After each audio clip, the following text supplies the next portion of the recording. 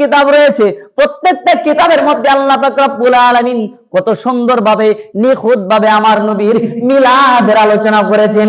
এই আলোচনা আমার মুখ থেকে আপনার মুখ থেকে কি করব? আমার আল্লাহ আমার নবীর সম্পর্কে যে মিলাদের আলোচনা করেছে, এই মিলাদের আলোচনা যদি আমি আর আপনি করি এবং শুনি, রাতের রাত, দিনের দিন, মাসের মাস, বছরের পর বছর শেষ হয়ে যাবে, নবীর মিলাদের আলোচনা করে শেষ করা যাবে না। কথা বলুন ঠিক কিনা? আমার আল্লাহ পাক রব্বুল আলামিন কিরকম আমার নবী আপনার নবীর এই মিলাদের আলোচনা করেছেন। যখন পিতা আব্দুল্লাহ দুনিয়া থেকে চলে গেলেন, দুনিয়াতে চলে যাওয়ার পরে মা আমেনা বিধবা হয়ে গেলেন।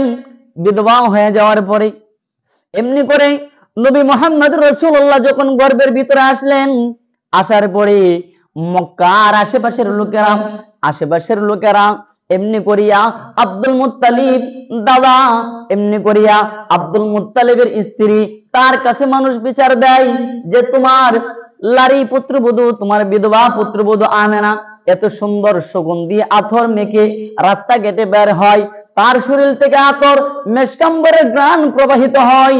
সুতরাং এই অবস্থায় যদি একটা বিধবা মহিলা এমনি ভাবে ঘ্রাণ যুক্ত আতর মেখে যদি রাস্তা ঘাটে বের হয়, মানুষ সমালোচনা করবে, এটাই তো স্বাভাবিক। কথা বলেন ঠিক কিনা?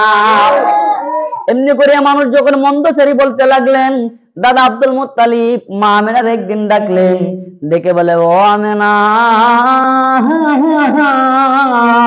ও গো আমেনা, আমার সন্তান আব্দুল্লাহ দুনিয়া থেকে চলে গেল, তুমি হয়ে গেল বিধবা, একদিকে গর্ভবতী, তুমি এত সুন্দর আতর লাগাইয়া, সুগন্ধি আতর লাগাইয়া রাস্তার মধ্যে বের হও, আমার তো মান সম্মান নিয়ে টানাটানি, মানুষ তো এইসব নিয়ে কুচ্চলটনা করে, মন্তব্য করে।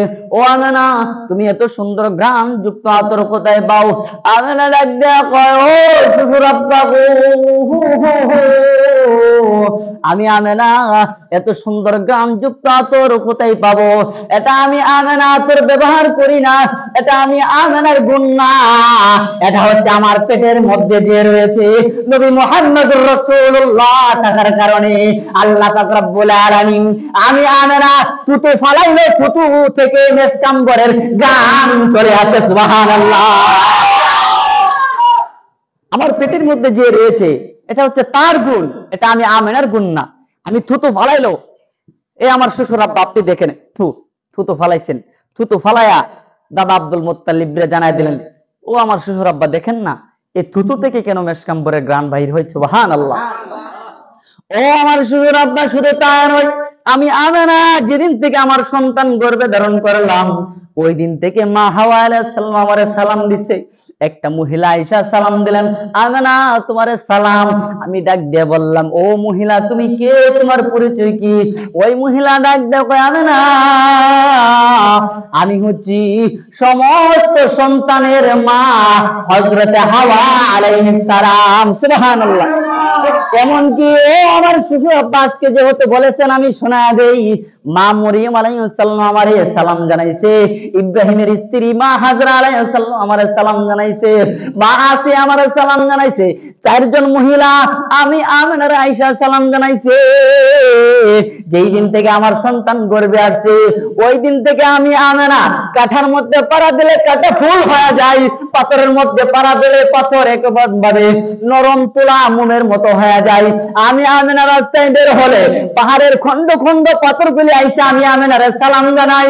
আমি আমেনা রাস্তায় বাহির হলে আমি আমেনার মাথার উপরে যদি সূর্য থাকে, মাথার উপরে এমনি করিয়া সাজগুলো আইসা, মাথার এমনি করে হাজগুলো আইসা আমি আমেনার ছায়া প্রদান করে।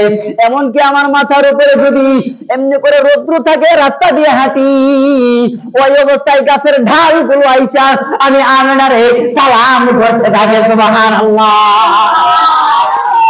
বাবা এটা আমার গুণ না, আমার পেটের ভিতরে যা রয়েছে এটা তার গুণ। সুবহানাল্লাহ। এটা কোনো সাধারণ মানুষ না।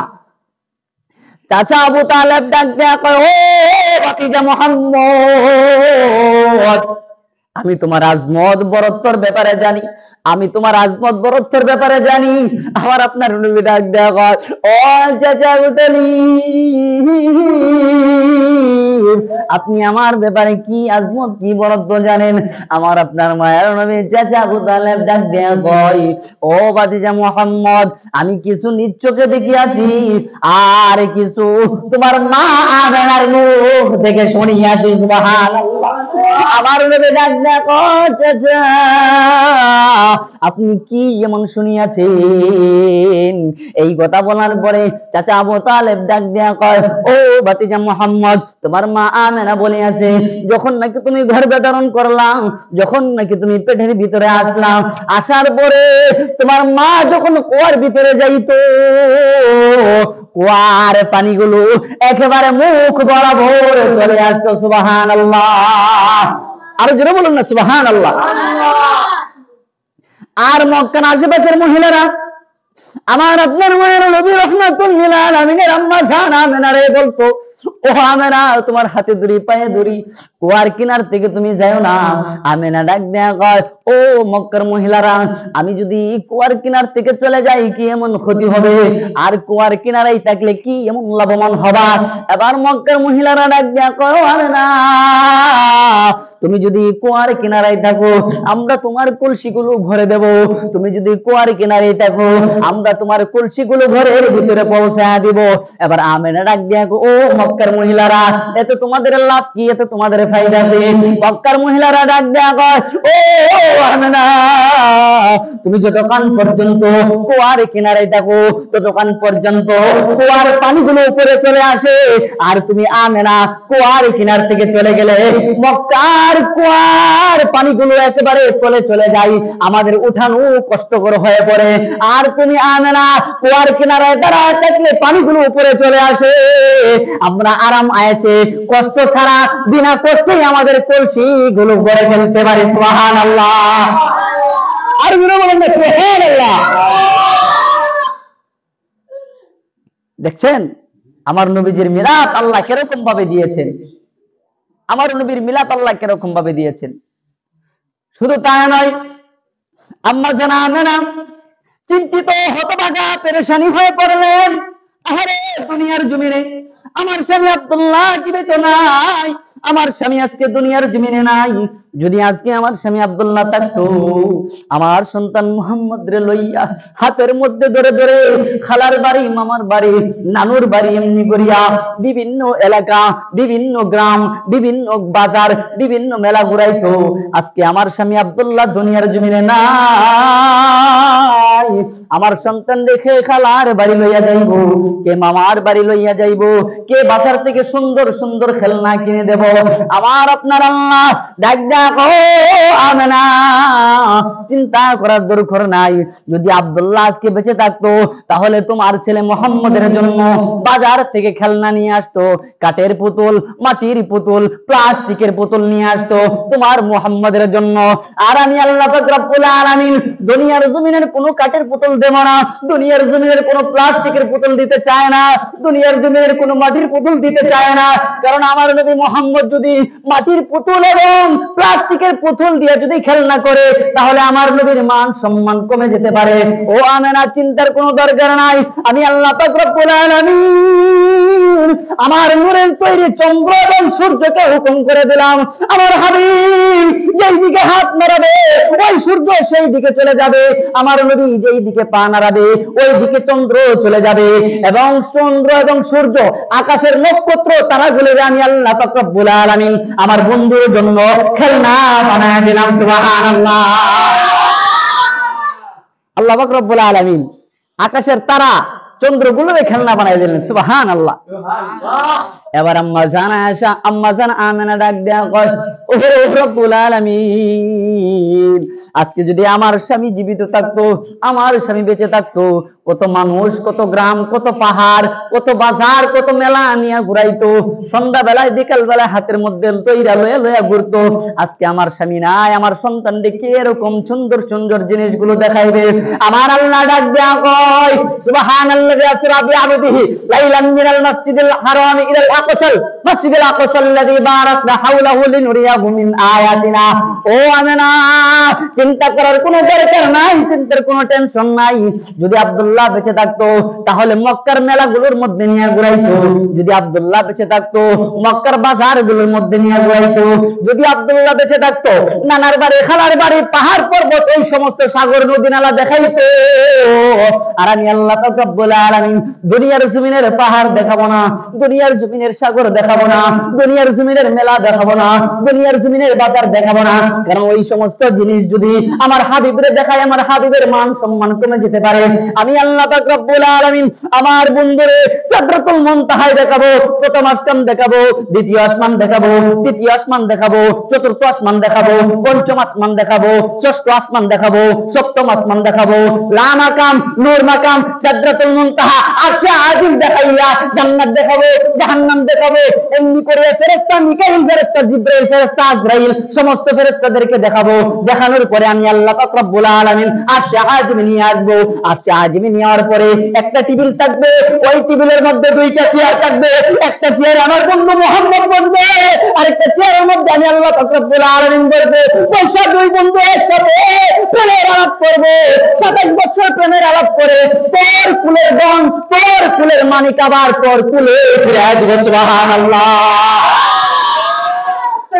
আল্লাহু আকবার, ইয়া রাসূলুল্লাহ, ইয়া আলিয়াল, ইয়া লাইসাল আজম। পবিত্র মিলাদুন নবী, পবিত্র মিলাদুন নবী, মাওলানা হাসান, মাওলানা হোসেন, নূর নবীজির আগমন, দয়াল নবীর আগমন।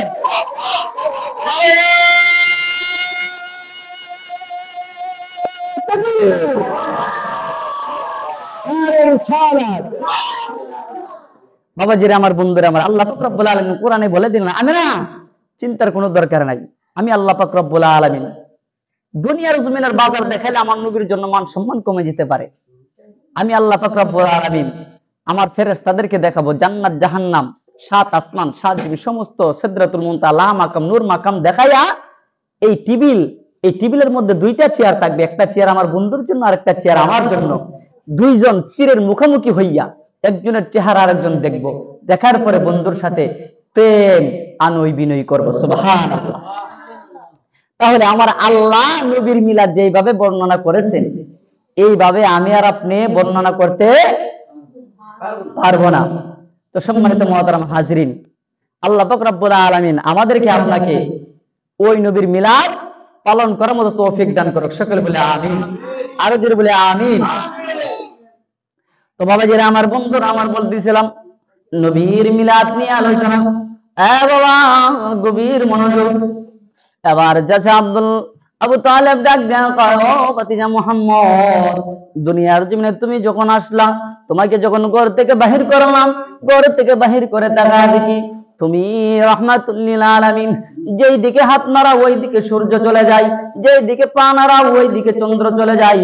এমন কি চন্দ্রগুলো, তারাগুলো, সূর্যগুলো তুমি ভাতিজা মুহাম্মদের সঙ্গে সঙ্গে খেলতে থাকে। সুবহানাল্লাহ। আমেনা ডাক দেয়া কয়, ও জগৎবাসী, ও জগৎবাসী রে, শুনে নাও, শুনে নাও।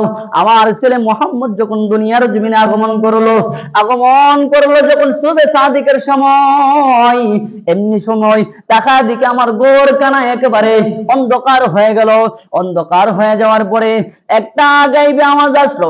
আসার পরে আমি টাকা দেখলাম ওই গাইবে আওয়াজের মধ্যে আসতেছে যে আমেনার কাছ থেকে ওই সন্তানটাকে আলাদা করা হয়। ওই সন্তানটাকে আলাদা করাইয়া আমার 18,000 মাখলুকাত, ওই 18,000 মাখলুকাতকে জানায়া দেওয়া হয় আমার আখির নবী মুহাম্মদুর রাসূলুল্লাহ দুনিয়ার জমিনে আগমন করে ফেলেছে। সুবহানাল্লাহ। জগৎবাসী শুধু তা নয়, আমেনা ডাক দেখো উম্মতে মুহাম্মাদি শুনে রাখো ভালো করে। এমন আরেকটা আওয়াজ আসলো, আওয়াজ আসার পরে আমার আল্লাহ ডাক দেয়া কয় 20 জন নবী রাসূলের গুণাবলী তার মধ্যে দিয়া দাও। এবার আরেকটা আওয়াজ আসলো যে নবী রাসূল তো 20 জন না, 20 জন নবী রাসূলের গুণাবলী দিলে কম হয়ে যেতে পারে। এবার আরেকটা আওয়াজ চলে আসলো, এই 20 জন নবী রাসূল নয়, আমি আল্লাহ পাক রব্বুল আলামিন দুনিয়ার জমিনে 1,24,000 মতান্তরে যত নবী রাসূল পয়গম্বর পাঠাইলাম, সমস্ত নবী রাসূলের ভালো গুণগুলো আমার বন্ধুর ভিতরে দেওয়া হয়। সুবহানাল্লাহ। আমেনা শুধু এখানেই শেষ না, আমেনা ডাক দেখো উম্মতবাসী রে, শুনে রাখো শুনে রাখো, আমার সন্তান যখন দুনিয়াতে আসলো, দুনিয়াতে আসার পরে আমি আমেনা তাকায়া দেখলাম, বিশেষ করে স্বাভাবিকভাবে সন্তান যখন দুনিয়াতে আসে রক্ত পচার কারণে ঘরটা দুর্গন্ধ হয়ে যায়, কিন্তু আমার সন্তান যখন মুহাম্মদ দুনিয়ার জমিনে আগমন করলো, আমি তাকায়া দেখি আমার এক ফোঁটা রক্ত বাইর হলো না, এমনকি আমার ঘরটা মেশাম্বরের চাইতে আরো অধিক গ্রামে পরিণত হয়ে গেল। সুবহানাল্লাহ। এমন কিছু তা নয়, আম্মা জান আমেনা ডাক দেখো উম্মতবাসী গো, তোমরা একটু তাকায় দেখো আমি আমেনা কি বলি।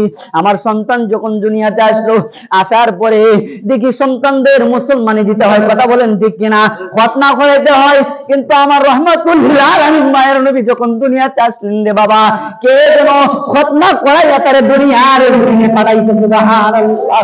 আম্মা জান আমেনা ডাক দেয়া কয়, ও উম্মতে মুহাম্মাদি শুনে রাখো ভালো করিয়া, দুনিয়ার জমিনে যখন সন্তান আগমন করে তার নাভি কাটতে হয়, নার কাটতে হয়, কারণ মার নাভির সাথে মার নারের সাথে একটা সংযোগ থেকে থাকে, কথা বলেন ঠিক কিনা।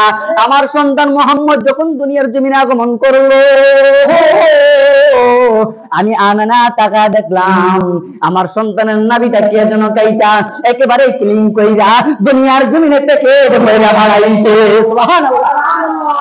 আম্মা জানা আমেনা ডাক দেয়া কয়, ও উম্মতে মুহাম্মাদি রে, শুনে রাখো ভালো করিয়া, দুনিয়ার জমিনে যখন সন্তান আসে, সন্তান আসার পরে ওই সন্তানটা হয়তো মা করে চিৎকার মারে, ওই সন্তানটা হয়তো বাবা করে চিৎকার মারে, ওই সন্তানটা হয়তো দাদা করে চিৎকার মারে। আমি তাকায় দেখলাম আমার সন্তান মুহাম্মদ দুনিয়াতে আসার পরে শাহাদাত আঙ্গুল মোবারক উঠাইয়া কি যেন বীর বীর কইয়া আবার সঙ্গে সঙ্গে সেজদায় চলে গেলেন, লম্বা একটা সেজদা দিয়ে দিলেন, আর ওই লম্বা সেজদার মধ্যে ঠোঁটগুলো নাড়াইয়া কি যেন বীর বীর করে বলে। আমি আমেনা খেয়াল করে তাকায় দেখলাম এবং মনোযোগ সহকারে শুনলাম, ওই বীর বীর আওয়াজ থেকে রব্বে হাবলি উম্মতি চলে আসতেছে। সুবহানাল্লাহ। আমার নবী দুনিয়াতে আসছেন উম্মতি উম্মতি বলে এবং দুনিয়াতে বিদায় হয়েছেন উম্মতি উম্মতি বলে, কথা বলেন ঠিক কিনা। এই সত্যিকাল জিন্দেগীর মধ্যে কখনো হাসি দিয়েছেন উম্মতের কল্যাণের জন্য, কখনো কান্না করেছেন উম্মতের কল্যাণের জন্য, কখনো খানা খেয়েছেন উম্মতের কল্যাণের জন্য, কখনো আবার খানা না খেয়ে গেছেন পাথর যাচ্ছেন পেটের মধ্যে উম্মতের কল্যাণের জন্য, কথা বলেন ঠিক কিনা। তাদের ময়দানে, উহুদের ময়দানে, তাবুকের ময়দানে, হুনাইনের ময়দানে, বদরের ময়দানে, এমনি করে যতগুলো যুদ্ধ হয়েছে ওই যুদ্ধগুলোর মধ্যে নবী আমার কতই না কষ্ট করেছেন শুধুমাত্র কেবল উম্মতের কল্যাণের জন্য, কথা বলেন ঠিক কিনা। বাবা দুইটা রমজান মুবারক শহীদ হয়েছে উম্মতের কল্যাণের জন্য, আজকে ওই নবীর মিলাদ পালন করি, এই জন্য আমাদেরকে বন্ধ করে, কথা বলেন ঠিক কিনা, এই জন্য আমাদেরকে শিরক করে ফতোয়া দেয়, কথা বলেন ঠিক কিনা। বাংলাদেশ ইসলামী ফাউন্ডেশন থেকে আমি একটা যে জিনিসটা ফলো করলাম, বাংলাদেশ ইসলামী ফাউন্ডেশন থেকে ঈদে মিলাদুন নবী শব্দ থেকে আমাদের ঈদ কেটে দিয়েছে।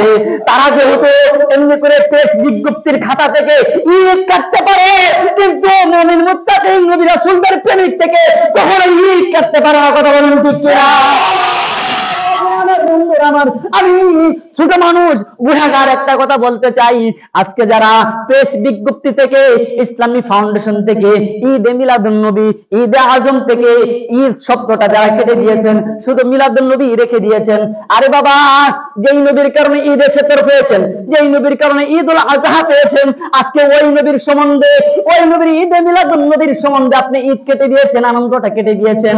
যেহেতু আপনি আনন্দ কেটে দিয়েছেন, আনন্দ কেটে দিতে পারেন, আপনার অধিকার রয়েছে, আপনার ক্ষমতা রয়েছে, ক্ষমতার দাপটে, ক্ষমতার চেয়ারে বসে আপনি ঈদ কেটে দিয়েছেন, ঠিক আছে, কিন্তু মুমিনের অন্তর থেকে ঈদ কখনোই বাদ যেতে পারে না, কথা বলেন ঠিক কিনা। কারণ আমরা নবী পেয়ে খুশি। আল্লাহ বলেন যে বান্দা ঈদ কারে বলে জানো নি? ঈদ হচ্ছে যখন যেই জিনিসটা পেয়ে খুশি হবা। ঈদ মানে আনন্দ, খুশি হওয়া। যেই জিনিসটা পেয়ে খুশি হবা ওই জিনিসটার প্রতি তোমাদের ঈদ চলে আসবে, খুশি চলে আসবে। আমরা নবী পেয়ে খুশি। 12 রবিউল আউয়াল আসলে ঈদ পালন করি, কথা বলেন ঠিক কিনা? আজকে যারা ঈদ কেটে দিয়েছো, ঈদ শব্দ কেটে দিয়েছো, আল্লাহ পাক রব্বুল আলামিন তোমাদের অবশ্যই এই জুলুমের বিচার একদিন না একদিন করবে, কথা বলেন ঠিক কিনা? বাবাজি আমার বন্ধুরা আমার, বলতেছিলাম গভীর মনোযোগ, এদিক ওদিক কান দিবেন না। আল্লাহ পাক রব্বুল আলামিনের হাবিব নবী মুহাম্মদ রাসূলুল্লাহ সাল্লাল্লাহু আলাইহি সাল্লামের চাচা আবু তালেব বলে, ও ভাতিজা মুহাম্মদ, তোমার মার কাছ থেকে সব কিছু শুনিয়াছি, আর আমি চাচা আবু তালেব দেখিয়াছি, যখন তোমাকে নিয়ে আমি এমনি করে ব্যবসার কাজে রওনা দিলাম, তুমি একটা এমনি করে মরা ঘাস পাতা নাই ওই গাছের নিচে বসলা, সঙ্গে সঙ্গে গাছের মধ্যে পাতা গজায় গেল। সুবহানাল্লাহ। ওই গাছটা এখনো আছে, যাকে সাহাবী গাছ নামে পরিচিত, জর্ডানে এখনো আছে। নবী আমার ব্যবসার কাজে চাচা আবু তালেবের সঙ্গে কাফেলা নিয়ে রওনা দিলেন। নবী আমার তীব্র গরমের মধ্যে যখন ওই গাছের নিচে গেলেন, গাছের নিচে যাইতে দেরি হয়েছে, মরা ঘাস, ঢালগুলো একবারে সাদা শুকনো হয়ে গেছে, পাতা নাই। ওই গাছের মধ্যে অটোমেটিক সবুজ পাতা গজিয়ে গেলেন। সুবহানাল্লাহ।